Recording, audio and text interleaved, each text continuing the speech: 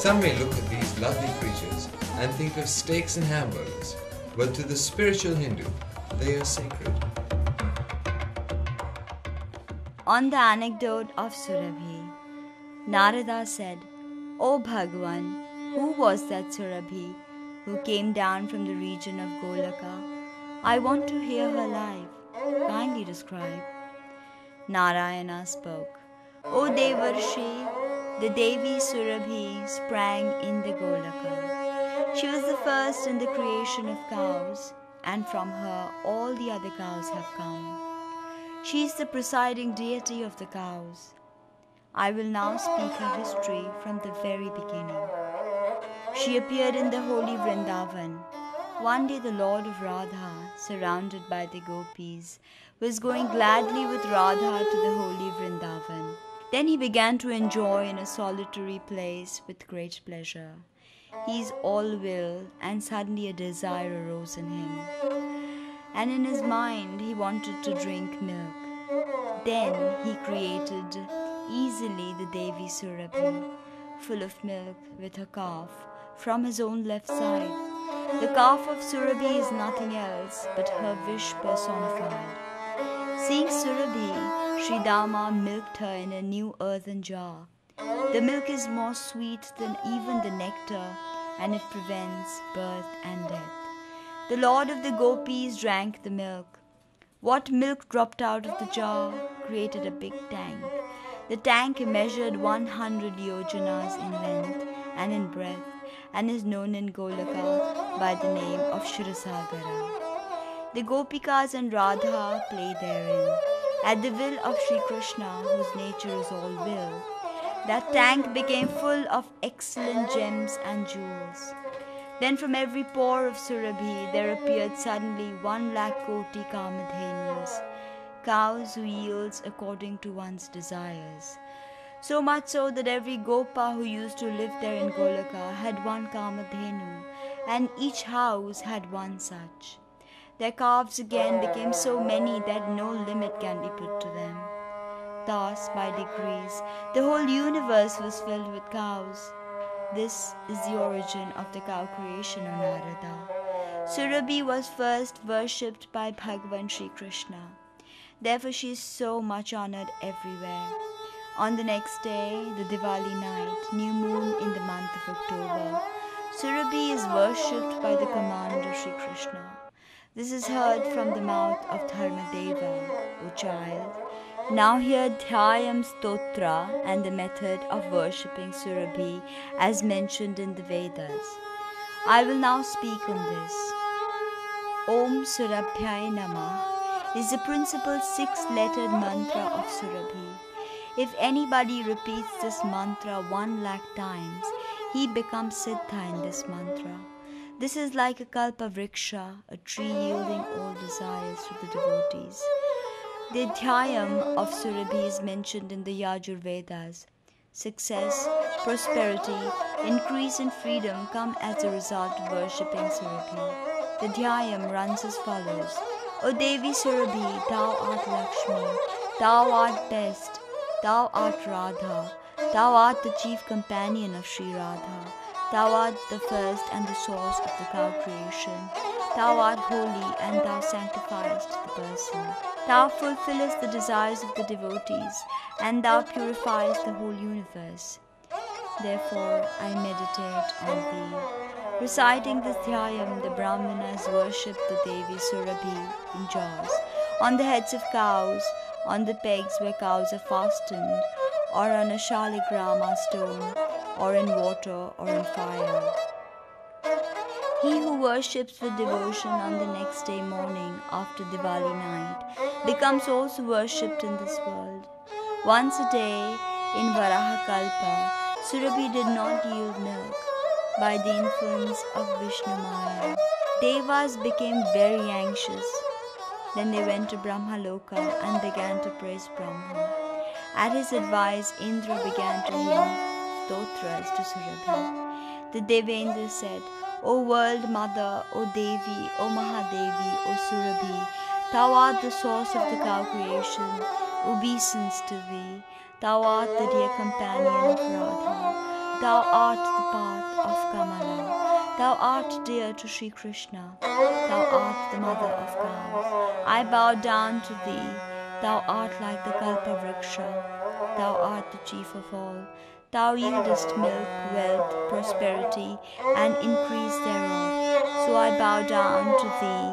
Thou art auspicious. Thou art good. Thou bestowest cows, obeisance to thee. Thou givest fame, name, and dharma. So I bow down to thee, O Narada. Thus hearing the praise sung by Indra, the eternal Surabhi, the originator of the world, became very glad and appeared in Brahmaloka, granting boons to Mahendra, so very rare to others and desired by him. Surabhi went to Golaka. The Devas also went back to their own abodes. The whole world was now full of milk. Clarified butter came out of the milk, and from clarified butter sacrifices began to be performed, and the Devas were fed, and they became pleased. O child, he who recites this holy stotra of Surabhi with devotion gets cows, other wealth, name, fame, and sons. The reciting of the stotra qualifies one as if he had bathed in all the sacred places of pilgrimages, and he had acquired the fruits of all the sacrifices, enjoying happiness in the world. He goes in to the end to the temple of Sri Krishna. There, living long in the service of Krishna, he becomes able to be a son of Brahma.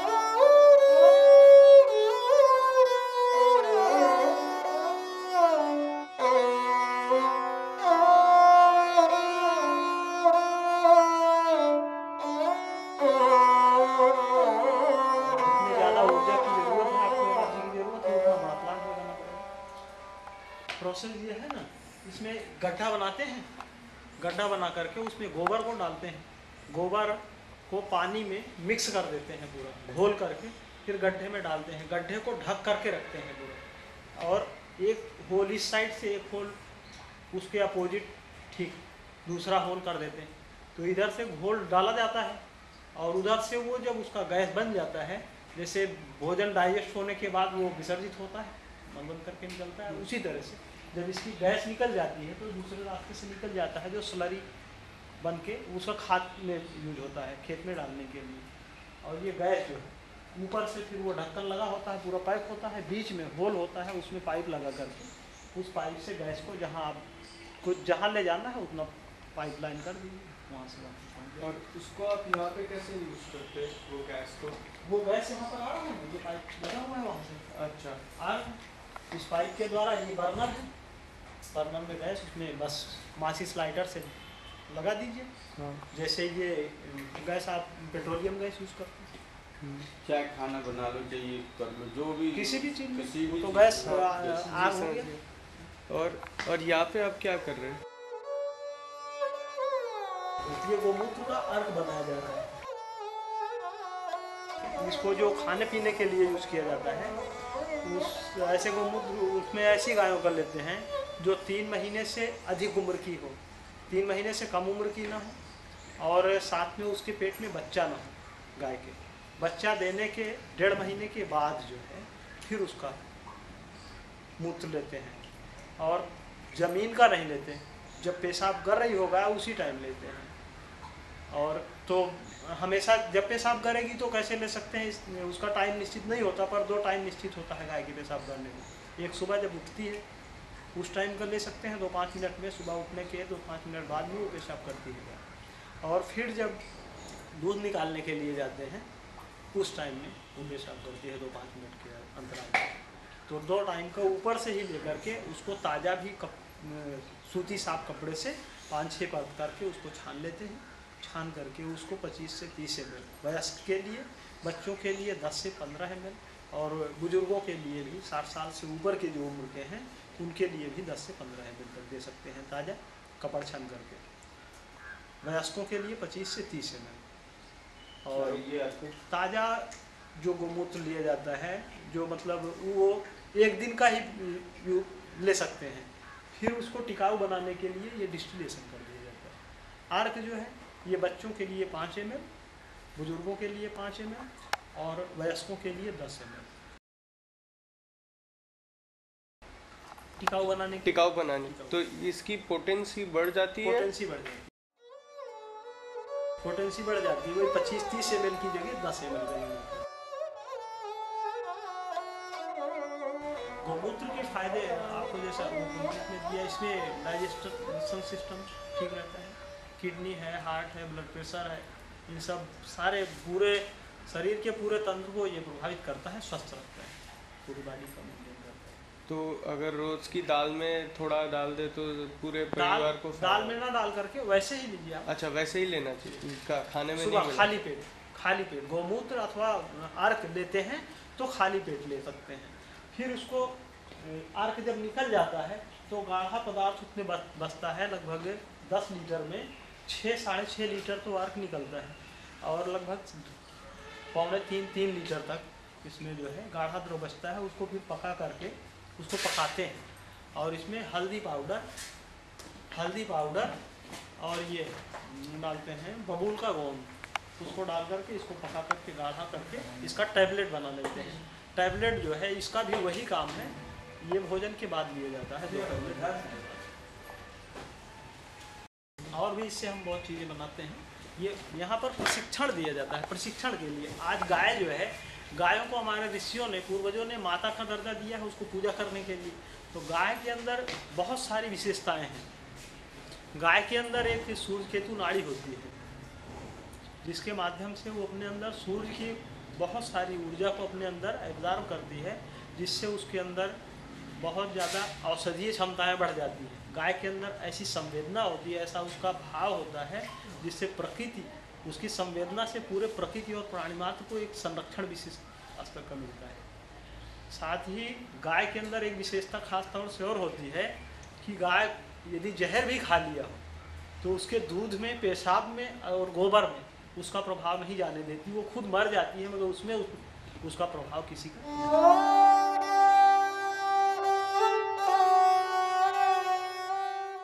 केंचुए से खाद, गोबर को ऐसे जब बनाते हैं लोग, किसान क्या करते हैं कि गाय के गोबर को लेकर के डाल देते हैं यूँ ही, और साल भर वो बड़ा रहता है, उसका बहुत सारी एनर्जी उसकी वेस्ट हो जाती है, उतना कारगर नहीं होता। इसको जो है गोबर में केंचुआ डाल देते हैं।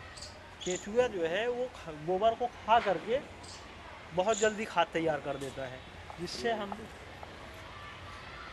जैसे 10 कुंतल गोबर में 10 किलो केंचुआ डाल देते हैं, तो ये 40-45 दिन में उसको बना करके खाद बिल्कुल कंप्लीट कर देता है। और ये खाद जो है बहुत प्रभावशाली हो जाती है। जिस खेत में डालते हैं इसको, उसकी उर्वरक क्षमता खेत की बढ़ जाती है, और साथ में उसमें फिर आपको रासायनिक खाद की ज़रूरत नहीं पड़ती। गोमूत्र से कीटनाशक भी बना सकते हैं। कीटनाशक गोमूत्र से जो बनाते हैं वो भी बहुत प्रभावशाली होता है। किसी तरह के रोग से फसल का बचाव करता है, और उसके माध्यम से भी, कीटनाशक से भी फसल का उत्पादन क्षमता बढ़ जाती है, उसमें औषधीय गुण बढ़ जाते हैं, जो स्वास्थ्य रक्षक होता है। और गोबर का केंचुआ यदि नहीं मिलता है तो वैसे भी कंपोस्ट बनाते हैं। उसमें 100 किलो गोबर से 30 कुंतल खाद हम बना सकते हैं, 3 टन खाद बना सकते हैं। उसमें वेस्टेज वनस्पति और मिट्टी, 100 किलो गोबर और थोड़ा सा 10 लीटर गोमूत्र के सम्मिश्रण से वो खाद भी हम तैयार कर लेते हैं, जो 3 से 4 महीने में तैयार हो जाती है।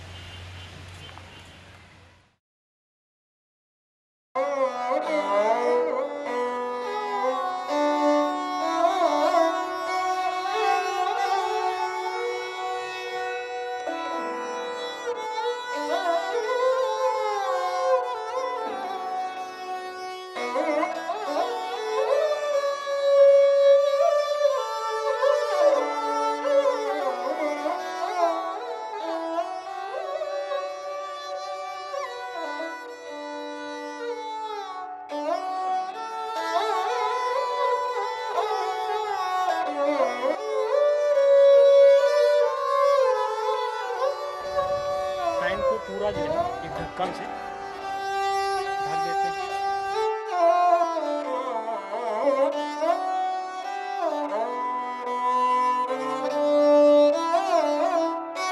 गोबर का उद्गम इसमें डाल करके पानी में मिला करके पूरा घोल देते हैं। गोबर को इस तरह से घोला जाता है कि पूरा उसमें गुटका ना रहे, बिल्कुल से पेस्ट बन जाए।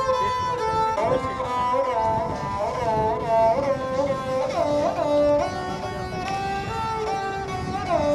गैस निकल करके स्लरी बन।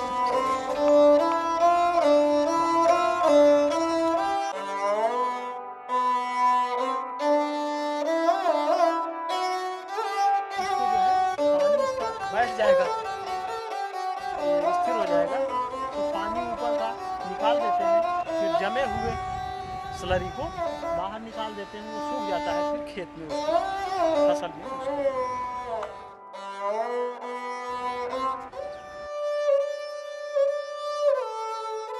इस वजह से इसमें गैस बनता है। तो पैक होता है तो गैस बनता है। गैस को एक घोल करके इसके माध्यम से ले जाके अपने बर्नर में लगा देते हैं और वहाँ ईंधन के काम आते हैं। ये गौमूत्र अर्क, ये साबुन है फेस, और ये दर्दनाशक तेल है। ये कामधेनु दंत मंजन है पेस्ट, और ये हरिद्रा वटी जो है ये घनवटी पेट के सफाई के लिए है, ये लिवर के लिए घनवटी। और ये फेस पैक है, ये लगाने के लिए। और ये कामधेनु वटी ये पेट के लिए हरड़ है। ये शैम्पू है केस के लिए, अपना सिर बाल धोने के लिए। मैं इतना आइटम यहाँ पर बना। रेट 10 रुपये है इसका, 30-60 रुपये केजी है वो। और ये बाकी सब 10-10 रुपये है आइटम।